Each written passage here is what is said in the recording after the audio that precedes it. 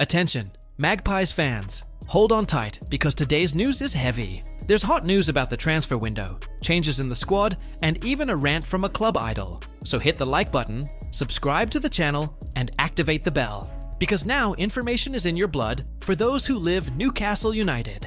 Take a look. While last year Aston Villa was throwing champagne in the air, celebrating their place in the Champions League, this year the conversation was different. At the end of season party, Villa director Damien Vidigani let it rip.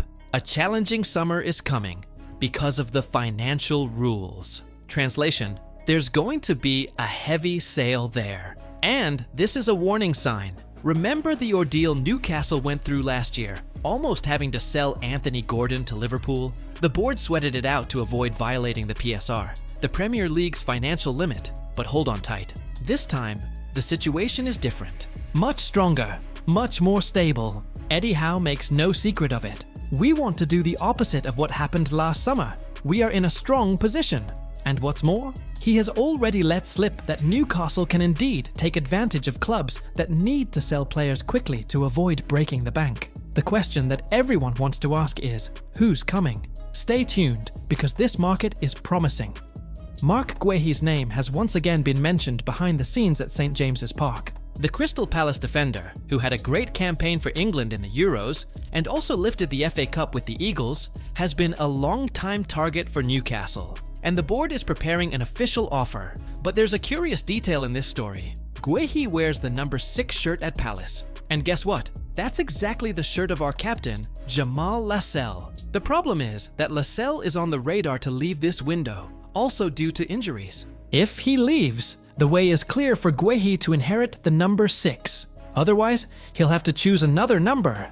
And look, there are a few options on the table: 3, 15, 16, 24, 25, or 27. The question now is, in addition to closing the deal, will Newcastle be able to deliver this gift to Guehi, the shirt he wants? Seen from the next chapters. Now hold on to this, because it's heavy news. Callum Wilson, our second highest scorer in the Premier League era, opened up. He, who hasn't scored in the league for over a year and ended the season practically as Isak's backup, confessed, "It's difficult. You go from being the guy in that position to being on the bench." His contract is up, but Newcastle put a proposal on the table. Renew, yes, but with a lower salary and a different role. Basically, to be a shadow for Isak and perhaps for another striker who's coming up. And here's another bombshell: Liam Delap from Ipswich is in the running.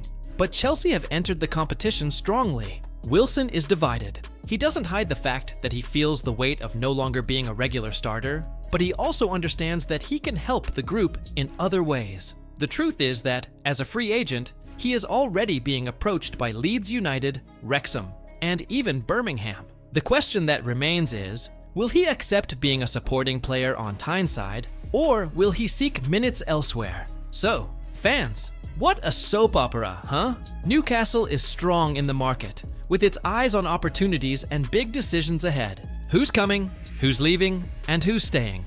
If you want to know everything, sign up now, activate the bell, and comment below. Would you keep Callum Wilson?